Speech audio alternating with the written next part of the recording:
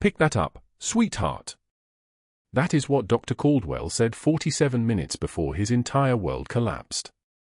The words hung in the air of Trauma Bay 3 like a challenge, like a test he thought he'd already won. Katie Morrison didn't flinch. Her jaw clenched once, briefly, the kind of micro-expression a person catches only if they're trained to see it. She bent, retrieved the chart from the floor with steady hands, and continued her rounds as though he'd said nothing at all. The chart was still warm from his grip. St. Michael's Emergency Department sprawled across the third floor of the medical complex in San Diego like a machine designed to separate the living from the dying. Fluorescent lights hummed their endless mechanical prayer. The smell of antiseptic mixed with something underneath it, something like copper and fear and the particular staleness of air that had been recycled too many times through too many lungs. Katie Morrison moved through this landscape like water finding the lowest point, efficient and unremarkable. Her first week at St. Michael's had been a study in invisibility. She arrived each morning at 6:45, changed into her scrubs in the locker room on the second floor, and emerged as just another nurse in a facility that employed 240 of them. Her movements never wasted energy. When a trauma came through the doors, she was already positioned, gloved, ready. When a patient needed comfort, her hands were steady on their arm, her voice pitched at the frequency that made agitation settle into something resembling peace. The other nurses noticed. They didn't know why, but they noticed.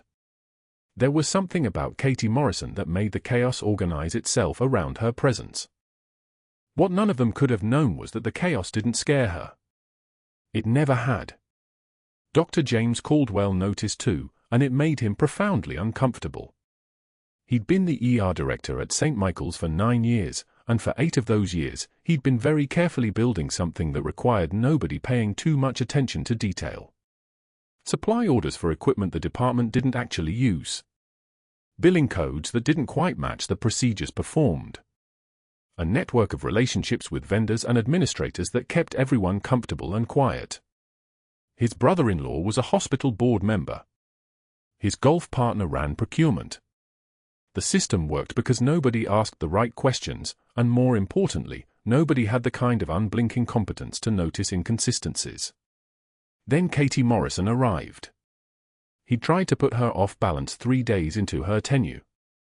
In the staff lounge on a Wednesday morning, surrounded by residents and junior nurses grabbing coffee before shift change, he'd made an announcement. His voice had that particular pitch he used when he wanted everyone to hear something important. "New money says the new hire quits within a week," he said, stirring his coffee. "Anyone want action on that?"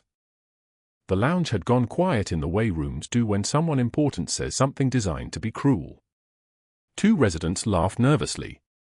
One of the senior nurses looked away. Katie Morrison was standing at the refrigerator, reaching for milk that sat on the 3rd shelf. She was 5'8", maybe 140, with shoulders that spoke of someone who knew how to carry weight. Her scrubs hung loose on her frame in a way that suggested she'd lost 30 pounds or more at some point in her life. When Dr. Caldwell made his announcement, she didn't turn around. She retrieved the milk, closed the refrigerator door, and walked out of the lounge without acknowledging him. No reaction. No defensive response. Nothing. That was worse than anger would have been. Anger, he could work with. Anger gave him leverage. The betting pool had grown to $640 by Friday morning. 3 days into her employment, Katie kept a pair of worn combat boots in her car trunk. Nobody knew this yet. They were the kind of boots that had been resoled twice, the laces still tied in the loose knot of someone who wasn't coming back to them. She kept them underneath a gym bag she never used, behind a tire iron she definitely did. The boots represented something she wasn't supposed to be anymore, something the world had agreed to forget. Every night when she sat in her car in the parking garage at St. Michael's, engine still running, she didn't think about those boots. She thought about nothing at all until her hand stopped shaking enough to shift into drive. The morning Dr. Caldwell threw the chart was a Tuesday. Rounds were running behind schedule, they always did, because Dr. Caldwell conducted them the way a general conducts an inspection, with long pauses designed to make people nervous. He walked through the ward with Katie 2 steps behind him, tablet in her hands, reading off vitals and lab results. They pass bed 4. Bed 5. Bed 6, where a post-op patient was sleeping under a morphine drip. Then they reached bed 7. Marcus Chen was awake. He was always awake in the morning, staring at the ceiling with the kind of focus you only develop when you've learned that sleep brings things that jump. 34 years old, Army Ranger, 2nd Battalion, 6'2", admitted 48 hours ago with insomnia that had turned into something that looked like PTSD until he read carefully enough to see the notation in his chart, does not respond to standard interventions. He had dark eyes and the kind of burn scars on his chest that came from specific things that left traceable patterns. The medical team chalked it up to anxiety. The anxiety was real. It just wasn't the root. When Katie Morrison passed his bed, Marcus's eyes moved from the ceiling to her face. The tracking was immediate and focused. His hand moved, unconsciously, to touch the burned scars beneath his hospital gown. Dr. Caldwell noticed the moment. He didn't understand it, but he noticed. And that made him angry in the way a man gets angry when something happens that he can't categorize and therefore can't control. "The chart," he said, holding out the patient file for bed 7. "Give it to me." Katie extended her hand. She was close enough to him that she could smell his cologne, something expensive, something that smelled like money trying to convince itself it was cultured. She could also smell the coffee on his breath, the particular staleness of someone who hadn't slept well, who wouldn't sleep well for much longer though he didn't know it yet. He took the chart and hurled it at her feet. The motion was fluid, practiced. He'd thrown things at nurses before. Never things that could hurt. Always things just demeaning enough to establish hierarchy. The chart hit the tile floor with the sound of paper scattered by someone's poor impulse control, and he smirked down at her with the expression of a man who believed himself untouchable. "Pick that up, sweetheart." Katie Morrison's jaw clenched once. The muscle worked under her skin like something trying to escape. Her hands, which had held lives together in the dust of Tikrit, which had performed field surgery on insurgent prisoners and friendly forces with equal precision, which had learned to do delicate work under the worst conditions, remained absolutely steady. She knelt. She gathered the papers one by one. She stood. The chart was back in her hands within 12 seconds. "Thank you, doctor," she said, her voice pitched low, deferential. "Just a nurse. Just someone grateful for the job." She stepped back 2 paces to restore the hierarchy he needed to maintain. Dr. Caldwell smiled. He felt the muscles in his face arrange themselves into the expression of a man who'd just won something. Around them, the other nurses on rounds had learned to develop sudden interests in their tablets. The resident stared very hard at vitals monitors. The silence in Trauma Bay 3 became the kind of absolute where you could hear the fluorescent lights humming like insects caught between 2 worlds. Katie finished the rounds beside him, her voice steady when she reported vitals, her posture bent just enough to suggest deference. She was very good at this particular performance. She'd had 20 years to practice.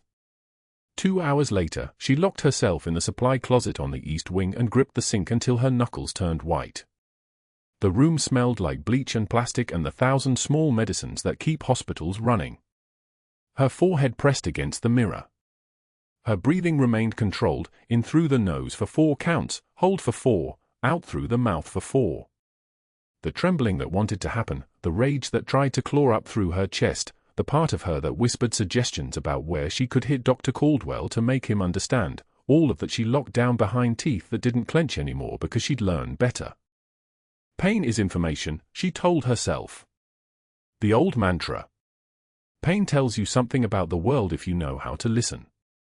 Dr. Caldwell's cruelty told her exactly one thing: he was afraid of her.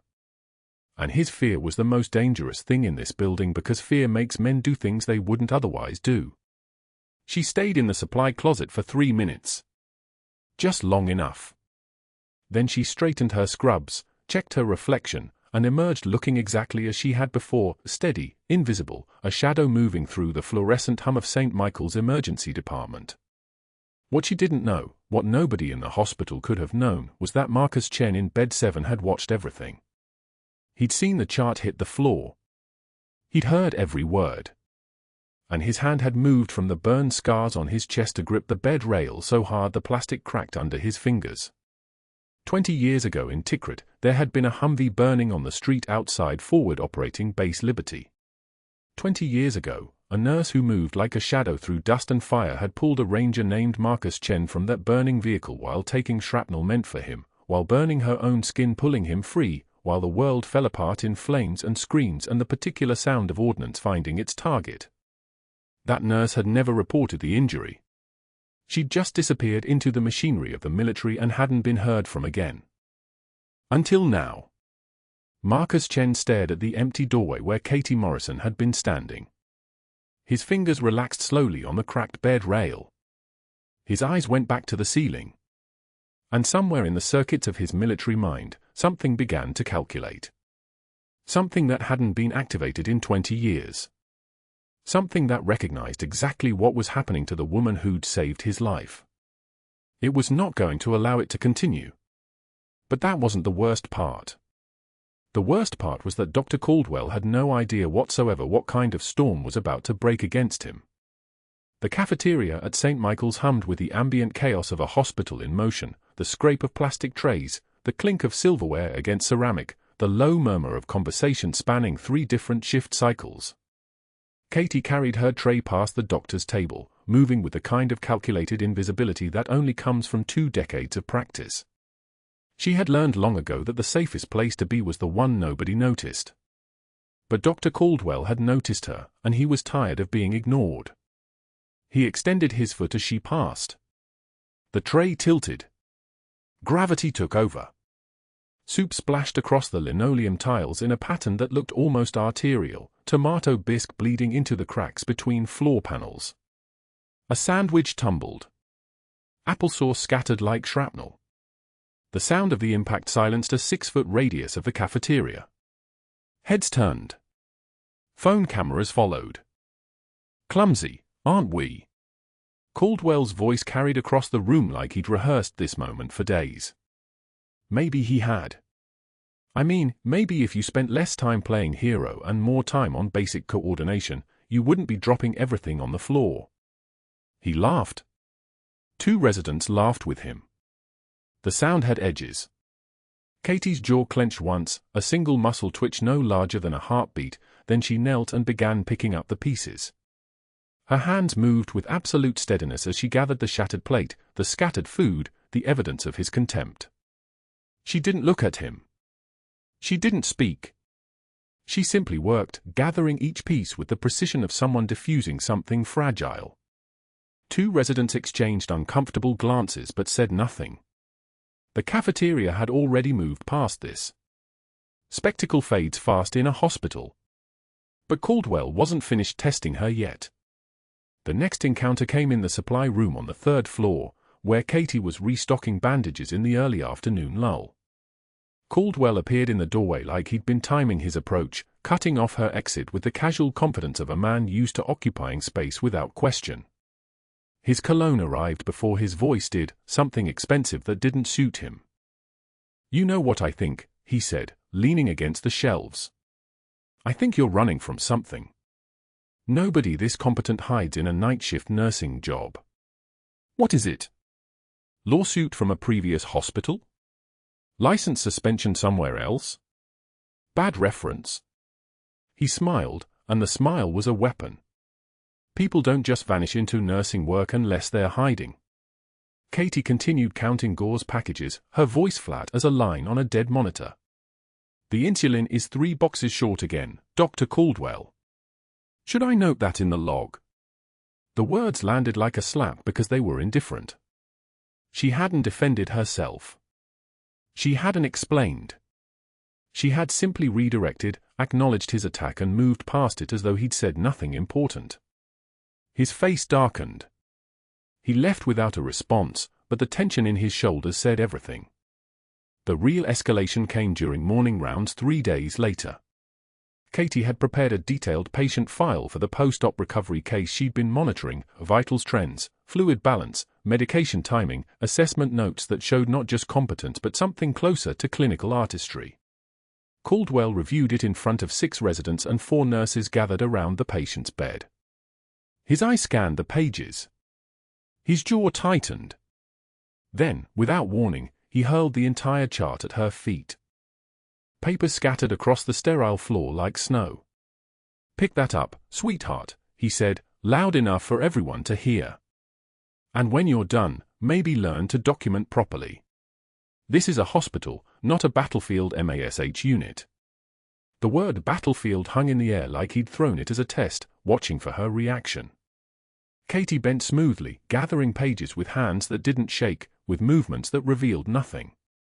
The marble stillness of her face was more powerful than any protest could have been. She reassembled the chart, stepped back, and continued her work as though the interaction had never occurred. The residents watched. One of them was filming it, his phone raised slightly, capturing the humiliation for whatever came next. But later, alone in the supply closet at 11:38 p.m., Katie gripped the edge of the sink with such force that her knuckles turned bone white. She didn't cry. She didn't tremble. Her breathing remained measured, controlled. But her hands, the hands that had held her composure like a shield all day, finally betrayed the trembling that wasn't fear. It was restraint. The trembling was years of discipline refusing to become violence, and the only outlet was pressure against cold stainless steel. In bed 7, Marcus Chen watched the hallway from his hospital gown, his fists clenched so tight that his forearms pulled at the tape. He'd seen those same hands before, 20 years ago in Tikrit. He recognized the way she moved through the world as though she was smaller than she was, as though invisibility was a tactical advantage. He recognized it because he'd learned from the same teachers. Then the call came through the intercom at 2:34 p.m., and the quiet morning shattered completely. Trauma Bay 2. Code Blue. ETA 2 minutes. The crew burst through the emergency entrance with a man on the stretcher, construction worker, mid-40s, his co-workers screaming behind him in that particular panic that comes from watching someone collapse on a job site. Robert Torres, the name came through the radio. He was in full cardiac arrest, blue-gray skin tone, no pulse, no spontaneous respiration. His crew had performed CPR in the back of the ambulance, but whatever had happened, massive myocardial infarction, probably, or a catastrophic arrhythmia, his heart had decided to stop working. The monitor showed asystole. A flat line. The electrical silence of a dead organ. "Get him to 2, Caldwell's voice cut through the chaos. "Charge to 200. The defibrillator whined as it charged. The pads went on. The first shock delivered. The heart didn't respond. The line stayed flat. Caldwell called for another charge, 360 joules this time. The second shock hit. The body arched. The monitor continued its indifferent flat line. 2 minutes of resuscitation. For minutes. The residents began the familiar ritual of watching someone die in real time, the way the pupils dilate when the brain begins to understand that oxygen isn't coming, the slow color change of tissues shutting down. Katie stepped forward. Nobody had asked her to. Nobody was expecting her to do anything except watch and document like everyone else was doing. "I'm cracking his chest," she said. Not a question. Not a request. A statement of fact delivered with the same tone she might use to announce she was going on break. "That's outside your scope," Caldwell said immediately, but he was already too far behind her momentum to stop what was about to happen. Katie didn't wait for permission. She didn't wait for debate. She moved to the bedside with the fluid precision of someone who had done this before, in field hospitals under enemy fire, in hums with shrapnel still falling outside the windows, in moments where the choice was between protocol and survival. Her hands found the space between the 4th and 5th ribs. The scalpel went in. The sternum cracked with a sound like ice breaking on deep water. Blood pooled in the cavity as she opened the chest and reached inside. The heart sat there, a clenched fist refusing to beat. She began the massage, her hands moving in perfect rhythm, compress, release, direct cardiac massage with her fingers inside the cavity, feeling the organ respond or refuse to respond under her palms. The resident stood frozen. Nobody moved. Nobody breathed. The monitor continued its flat line as if mocking the effort. On the fourth compression, something shifted. The heart shuddered. Once. Twice. Then, a beat. A second beat. The monitor's flat line suddenly fragmented into the jagged pattern of a living rhythm. Weak, but present. Sinus rhythm was establishing itself like a lost signal finding the tower. The crew started crying. One of them said Robert Torres had 3 kids. Another said his daughter's wedding was next month. They had been saying goodbye, and now they weren't.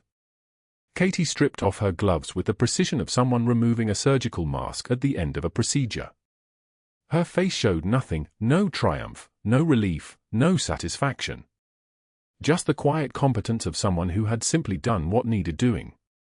But Marcus sat up in bed 7, his fours pulled tight, recognition flooding his features with the force of a physical blow. He had seen those exact hand movements before, 20 years ago, in Tikrit, in a burning Humvee, when those same hands had pulled him from fire and carried him to the medic station while rounds pinged off the hull. He knew exactly what he was looking at, and he began to understand why a woman in scrubs had chosen to become invisible. Caldwell appeared in the doorway of Trauma Bay 2, his face shifting through a sequence of calculations, anger, confusion, then a cold kind of clarity. He saw the impressed crowd of residents. He saw the phones being lowered. He saw the way the attending physician was looking at Katie with something like awe. He saw his carefully constructed authority beginning to erode in real time, and he understood that he had miscalculated something fundamental about who she was. He pulled out his phone and walked quickly to his office, already dialing before he closed the door behind him. "It's Caldwell," he said to whoever answered. His golfing buddy from the hospital board, no doubt. "We have a serious liability issue. A nurse in my department just performed procedures way outside scope. We're talking an authorized thoracotomy on a trauma patient. She could have killed him. I need you to make some calls. Contact her references, pull her credentials, get me something I can use to terminate her before she endangers anyone else." He paused, listening to whatever reassurance came back. "No, she won't fight it. People like her never do." The crowd of residents pressed in around Bay 3 like vultures sensing blood, but the blood belonged to a man who would live. Katie's hands came out of the patient's chest cavity as the monitor switched from flatline to sinus rhythm, steady and strong, and the room exhaled collectively, a sound like air escaping from a pressurized chamber. The construction worker's heart was beating. His own heart. She had cracked his sternum, found the organ in fibrillation, and massaged it back to life with the methodical precision of someone who had done field surgery in burning vehicles under enemy fire. One of the residents, a thin man with expensive glasses, started clapping. Then another. Then all of them, their hands coming together in that moment when medicine becomes myth, when they all understood they had just witnessed something beyond the textbook. Dr. Caldwell watched from the periphery, his face the color of old concrete. He was not clapping. His eyes locked on Katie's, and what lived in them was not admiration. It was recognition of a threat, the same way a predator recognizes another predator in its territory. He turned and walked toward his office, phone already in his hand. The call started within 8 minutes. Katie was still documenting the thoracotomy when Caldwell's first message reached the hospital board president, a man named Sterling who golfed with Caldwell every Thursday and had donated $47,000 to the hospital's new cardiac wing because Caldwell had suggested it might be tax advantageous. "We have a major liability exposure," Caldwell said, his voice smooth as oil. Nurse Morrison performed an emergency thoracotomy without supervision, without an attending present. That's way outside scope of practice. Could cost us everything. Sterling called the HR director at 2:17 p.m. HR called the compliance officer. The compliance officer pulled Katie's file and found exactly what Caldwell had already discovered: gaps. Significant gaps. Her previous employment from 2004 to 2006 listed no facility name, no supervisor contact, no address beyond a P.O. box in Bethesda, Maryland. When HR called the references she'd listed from her military service, the numbers disconnected. The Defense Department Personnel Office had no record of Katie Morrison in any nursing capacity. It was as if those years had been surgically removed from existence, which they had been, though Caldwell didn't know that yet. What Caldwell did know was that fear was more useful than anger. He made 3 more calls before 3 p.m., each one to competing hospitals where he had professional relationships. Just checking on a reference, he told them. Katie Morrison worked with you around 2005. Each hospital came back blank. The absence of information didn't calm Caldwell. The absence of information terrified him because it meant he couldn't control her. He couldn't find leverage if there was nothing to find. So he invented something to find. He drafted a formal complaint to the hospital director within 30 minutes, his fingers moving across the keyboard like a lawyer drafting an indictment, performing procedures outside scope of nursing practice. Insubordination. Failure to follow chain of command. Reckless endangerment. He cited Hospital Policy Section 4.2.1, which he had to look up because the rules were for everyone else. The complaint landed on Sterling's desk at 3:42 p.m. Sterling didn't hesitate.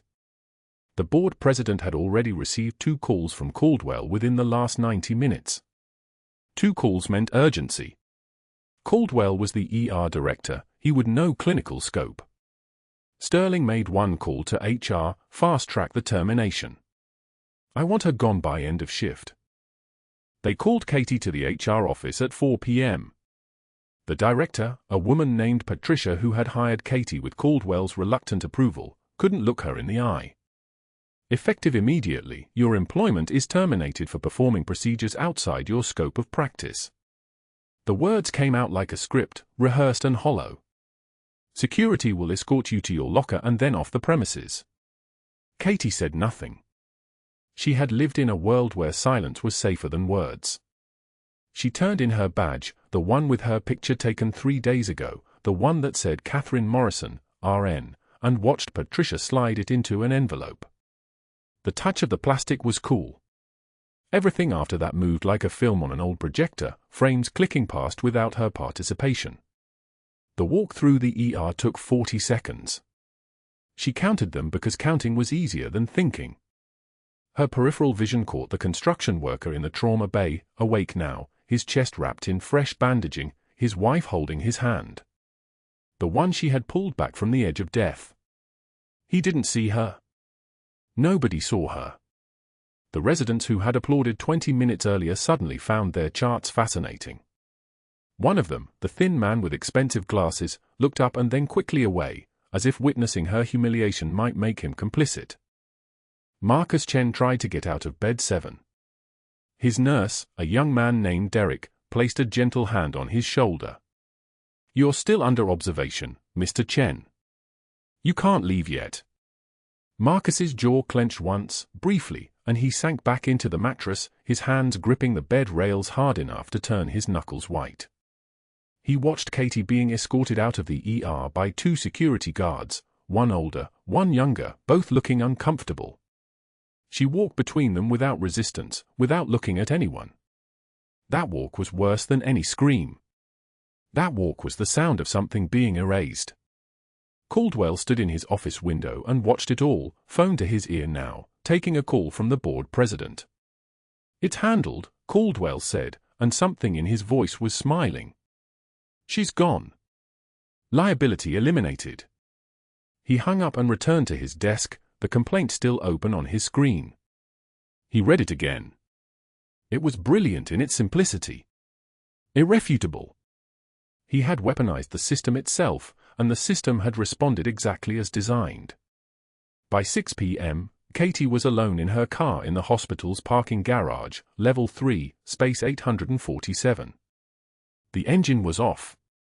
The keys hung in the ignition, but her hand couldn't turn them. Her forehead was pressed against the steering wheel, and the steering wheel was cold against her skin. The parking garage smelled like motor oil and concrete dust and the faint chemical sweetness of industrial cleaner. Somewhere 2 levels down, an engine started and a car left. Then quiet. The worn combat boots sat in the back seat where they always Saturday. She'd kept them there for 20 years, the only thing from Tikrit she'd brought home besides the scars and the silence. The boots were cracked along the heel, the laces still tied in the knot she'd pulled tight the day she took them off. The day they'd buried her real name so deep that even the Pentagon couldn't find it anymore. For the first time since Tikrit, since that burning Humvee, since the shrapnel, since everything that came after, Katie Morrison could not make herself move. The silence in the parking garage was absolute. No monitors beeping. No ventilators wheeze.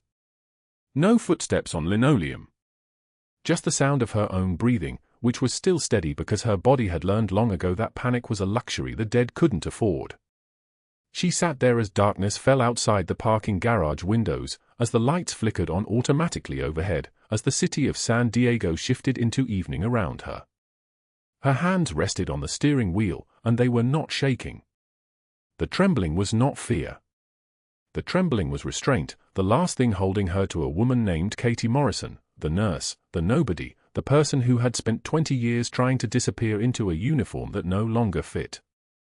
She did not know yet that the next morning would bring a gunshot wound through her ER doors, and a scream in Arabic that would crack open everything Caldwell had built.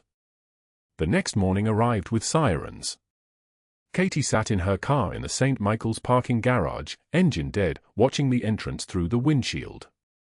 She'd been there since 4 a.m., unable to leave, unable to drive home, unable to do anything but grip the steering wheel and breathe. The combat boot sat in the back seat like an accusation. The ambulance bay doors burst open at 6:24 a.m. She heard the shouting first, paramedic voices, high and urgent, cutting through the garage's fluorescent hum. Then the wail of a second ambulance approaching. Katie's body moved before her mind caught up. 20 years of instinct overrode the woman she'd become. She stepped out of her car, walked toward the emergency entrance, and slipped through the ambulance bay doors like she'd never left. The trauma bay was controlled chaos. Paramedics wheeled a gurney carrying a man with a gunshot wound to the left abdomen, blood already staining through 3 layers of compression bandages. The trauma surgeon barked orders. Nurses moved with practiced efficiency. Nobody saw Katie slip into the back corner of the bay, invisible again, just watching. The paramedic on the gurney was speaking rapid Arabic to someone on the hospital phone, his voice cracking with pain and fear. Khalil Rashid, 58, asylum-seeking translator, got shot outside his apartment by unknown assailant, entrance wound at 10 o'clock left side, exit wound, he screamed something in Arabic that made the paramedic wince. Khalil Rashid. The name meant nothing to Katie. The trauma team began cutting away his clothes. Chest exposed. They were prepping for a level 1 activation, getting ready to push him to CT, getting ready for surgery. Standard protocol. Nobody was panicking. This was salvageable. This was. Khalil's eyes found Katie's face. For 1 second, nothing moved. His morphine-hazed pupils locked onto hers from 30 feet away, and something shifted in the trauma bay like a pressure change before a thunderstorm. His body went rigid. The monitors spiked. His mouth opened and something came out, not English, not a scream of pain, but a word in Arabic that Katie heard echoing in her bones like a bullet ricochet. Al-Malak al-Aswad. Al-Malak al-Aswad. The Black Angel. The name no one was supposed to know. The code name from a life that wasn't supposed to exist. The trauma team froze for half a second, thinking he was seizing, thinking the morphine was hitting him wrong. Dr. Caldwell appeared from the control room, his face already twisting with irritation at the commotion, and then he saw Katie. "Someone get security," he snapped. "We have an unauthorized person in the ER." But the doors to the trauma bay were opening. Marcus Chen climbed out of bed 7 in a hospital gown that hung loose on his frame, his full line still taped to his arm, bandages still wrapped around his ribs. He was supposed to be resting. He was supposed to be sedated. Instead, he walked toward the trauma bay with the focused intensity of something moving through water at impossible depth, unstoppable, inevitable.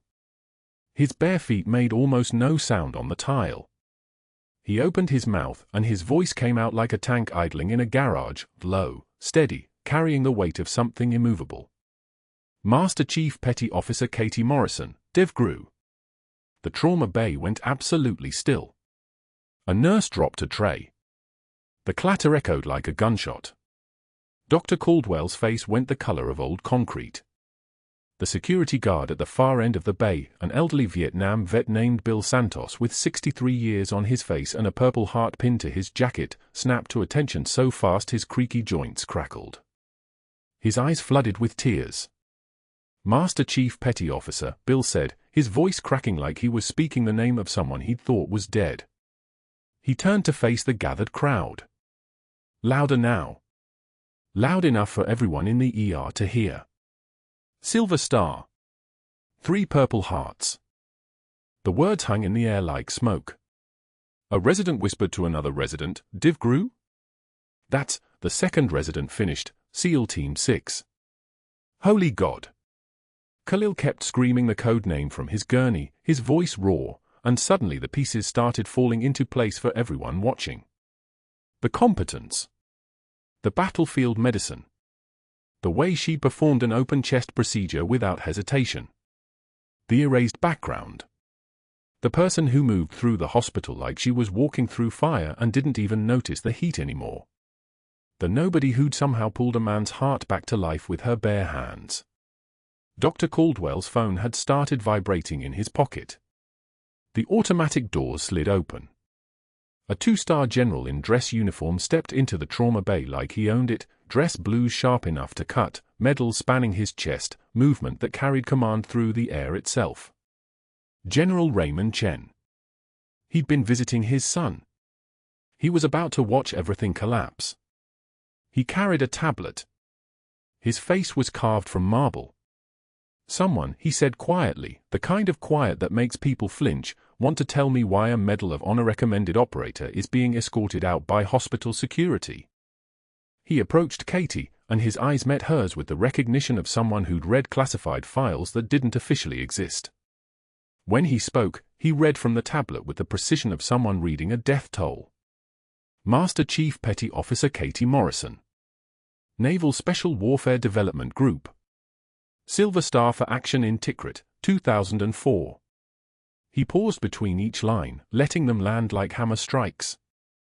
3 Purple Hearts. Navy Cross. 16 confirmed solo extractions under fire. Battlefield code name, Al-Malak al-Aswad. 120 seconds of silence except for the heart monitor beeping its steady rhythm. A resident's phone clattered to the floor. The insurgents thought she was a myth, General Cheng continued, his voice the voice of someone who'd spent 30 years understanding that the deadliest soldiers never advertised what they were. He turned to the gathered staff. When women weren't supposed to be in combat, Master Chief Morrison volunteered for 3 tours. Came back each time. Decorated each time. And then she disappeared. Bill Santos, the security guard, was crying openly now. Served when it wasn't allowed. Did it anyway. Did it better than any man I ever met. Marcus stepped forward, and he lifted the back of his hospital gown, revealing the landscape of his torso, burned scars that formed the shape of something that had tried to kill him and almost succeeded. Shrapnel wounds. Healing wounds. Wounds that belonged to someone else's body. "I was Private Marcus Chen," he said, his voice steady as stone. 12 years old. Iraqi-American translator's kid in the wrong place at the wrong time. Humvee hit an IED outside Tikrit. I was burning. He touched the worst of the scars. She pulled me out while insurgent fire was still coming in. Pulled me out and took shrapnel meant for me. Right through the shoulder. And she never even slowed down. His voice cracked. She never reported it. Saved my life and never reported the wound. Just kept moving. From his gurney, Khalil Rashid whispered something in Arabic, his morphine haze lifting, recognition dawning in his eyes. She spared me. Mosul. 2006, I had a weapon on a child. Al-Malak could have killed me. She didn't. 10 seconds of absolute silence. The fluorescent lights buzzed overhead like they were the only thing still breathing. Then someone started clapping. A nurse in the back of the trauma bay, young and wide-eyed. Then another nurse. Then a resident. Then everyone, hands striking together like a drumbeat that said everything words couldn't touch. The sound built like artillery fire, rising and rising until the whole ER was moving to that rhythm. Everyone except Dr. Caldwell, who stood frozen near the door, his phone lighting up again and again in his pocket with notifications. His face was the color of old bone. The ones who have seen the worst often give the most. His face was the color of old bone. The ones who have seen the worst often give the most. But Dr. Caldwell didn't have time to contemplate philosophy. His phone was vibrating. Then buzzing. Then screaming with notifications like a bomb was going off in his pocket. He pulled it out with trembling fingers. His hands shook as he scrolled. The color drained further, leaving him a shade of gray that matched the San Diego concrete outside his office window. The video had 70,000 views. Dr. Abuse's decorated war hero, the caption read. It was him. Crystal clear. The chart in his hand mid-arc. The sneer on his face. Those 5 words that had seemed so small in the moment, so inconsequential, pick that up, sweetheart. And Katie's response, that maddening, infuriating composure as she retrieved the chart with steady hands and continued working as though he'd said nothing. The video cut to Katie's face in the ER after the resuscitation, then to Marcus Chen standing in his hospital gown, his voice cutting through the chaos, Master Chief Petty Officer Katie Morrison, Div Gru, Silver Star, 3 Purple Hearts. 70,000 views became 150,000 in the next 5 minutes. The comment section was a tsunami. Medical students tagging their programs. Nurses sharing it on professional forums. Veterans groups amplifying it with increasingly furious posts. A former Navy SEAL had retweeted it with the caption, "This is what a warrior looks like. This is what cowardice looks like. Know the difference." That tweet had 300,000 retweets. Caldwell's email notification bell started pinging. Not 1. Not 5.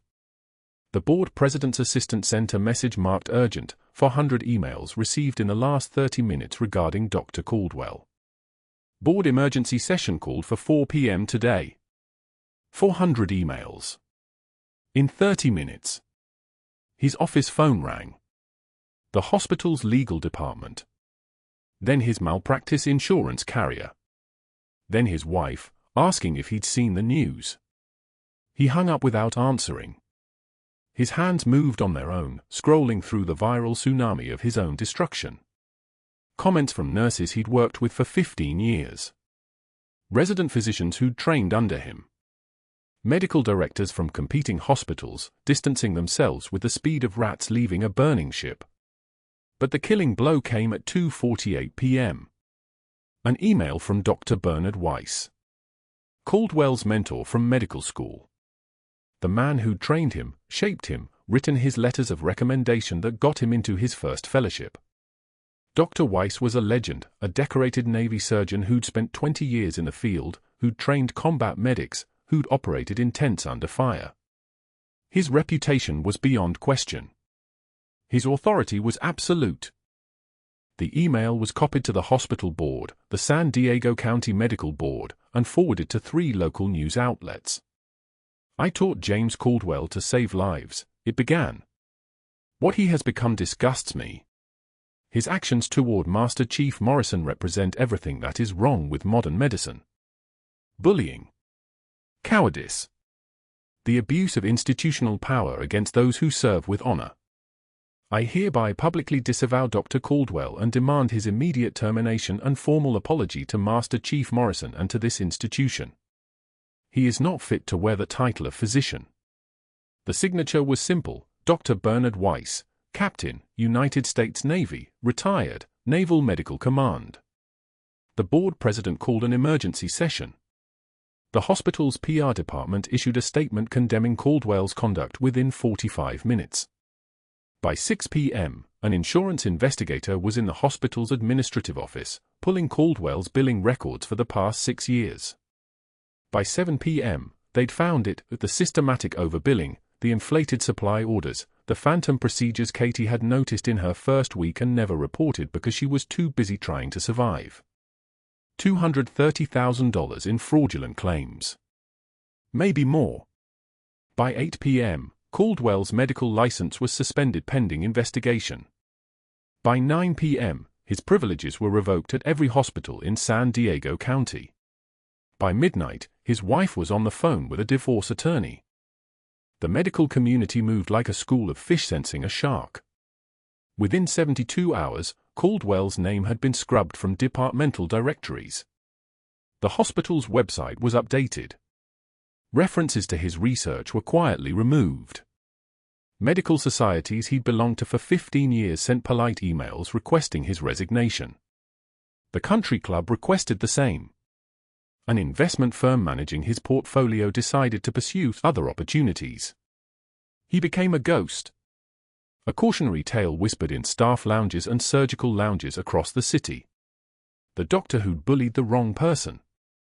The one who'd crossed a line and been erased for it. 3 months later, a resident named Dr. Sarah Chen, no relation to Marcus, though she'd asked about him, was at a community college on the east side of San Diego, taking a CPR recertification course. She noticed the instructor in the back corner, setting up the training dummies with shaking hands. He looked familiar. Then she recognized him. Dr. Caldwell. Not Dr. Caldwell. Just James now. Just a man teaching basic CPR for minimum wage at a community college, unable to meet anyone's eyes when students recognized him from the viral video that still had 1 million views. His hands trembled as he demonstrated chest compressions on the dummy. His voice cracked when he explained the rescue breathing technique. During the break, he sat alone in the parking lot and didn't come back for 15 minutes. When he did, his eyes were red. The students didn't ask questions. Nobody wanted to be near him long enough to know. 6 months later, the St. Michael's Emergency Department was transformed. The walls had been painted a soft cream color instead of the harsh institutional beige. The waiting area had been expanded. But more than that, the entire department had been renamed. A bronze plaque hung outside the entrance, the Katie Morrison Emergency Medicine Center. In honor of those who serve in silence, who sacrifice without recognition, who save lives in darkness so others may live in light. The dedication ceremony was held on a Thursday afternoon in late October, the San Diego sun hanging low and golden over the parking garage. The ER staff lined the hallway in dress uniforms or their best scrubs. The construction worker whose life Katie had saved stood in the front row with his wife and 3 children. Bill Santos, the security guard, wore his old army dress uniform, the medals on his chest catching the light. Khalil was there too, now fully documented as an asylum-seeking translator, wearing a visitor's badge and standing with his hands folded. And then the dress blues appeared. Katie walked down the corridor in her full Class A uniform, the dress blues of the Navy, the insignia of a Master Chief Petty Officer gleaming on her collar. Silver Star. 3 Purple Hearts. Bronze Star. The rank itself was a statement that nobody could misunderstand. Her boots, not the worn ones from Tikrit, but newly polished ones that shone like mirrors, clicked against the tile floor with the precision of a metronome marking time. Beside her walked Marcus Chen in his Army Ranger dress uniform, fully recovered, one arm still slightly stiff but functional. He was scheduled to deploy with 3rd Battalion, 5th Marines in 6 weeks. Next to him was General Chen, Marcus's father, in his 2-star dress uniform. The general's presence alone was enough to make the San Diego medical community understand that this wasn't a hospital dedication. This was a state funeral for Dr. Caldwell's career and a resurrection of Katie's. The ER director, a former Navy doctor named Dr. Patricia Summers, brought in specifically to replace Caldwell, stood at the podium. She spoke for 5 minutes about Katie's service, about the patient she'd saved, about the cost of sacrifice that nobody saw. Then she stepped aside and General Chen stepped forward, a small box in his hands. Katie's jaw tightened, just once, just for a moment, as she understood what was coming. The general pinned a commendation to her uniform. The one from the classified operation in 2004. The one that had been buried, erased, locked away in a vault. The citation was read aloud for extraordinary heroism in combat operations, for selfless service, for bravery above and beyond the call of duty. 20 years late. But finally spoken. Finally real. The room was silent except for the sound of fluorescent lights humming overhead and the distant beep of a monitor in one of the treatment bays. Then Bill Santos began to clap. Slow. Deliberate. One of the nurses joined in. Then another. Within seconds, the entire ER was applauding. Even the patients in the waiting area, not fully understanding why, were clapping. The sound echoed off the tile like rain hammering against a roof. Katie's voice was steady when she spoke, her hands at her sides. I spent 20 years being told I didn't exist. That what I did couldn't be acknowledged. That my service had to stay buried. She paused. Her eyes moved across the room, landing on Marcus, on Bill, on the construction worker, on Dr. Summers. But the truth is, none of us exist alone. We exist in the lives we touch, the people we save, the battles we fight together. She turned to the wall behind her. Dr. Summers had arranged it earlier that morning. The shadow box. The worn combat boots, the ones Katie had taken off the day the military buried her identity, the ones she'd carried in her trunk as a ghost of who she used to be, were now mounted in a custom frame with a brass plate, Master Chief Petty Officer Katie Morrison, DevGru. In service to those we cannot abandon. The boots looked different now. Not like ghosts. Like history. Like a completed chapter. Like something that could finally rest. Katie's voice dropped lower, and the room leaned in to hear her. The ones who have seen the worst often give the most. That's what I learned in Tikrit. That's what I learned this week. That's what all of you have taught me by standing here today. She stepped forward and placed her hand on the shadow box. Her palm was flat against the glass. On the other side, behind an inch of clear protection, the boots that had carried her through fire and blood and 20 years of ghosts were finally, completely, at peace. Subscribe to the Code Whisperers for more stories of quiet heroes and public reckonings. Like this video if you believe true strength is what you do when nobody's watching. And comment, when have you been underestimated and proven everyone wrong?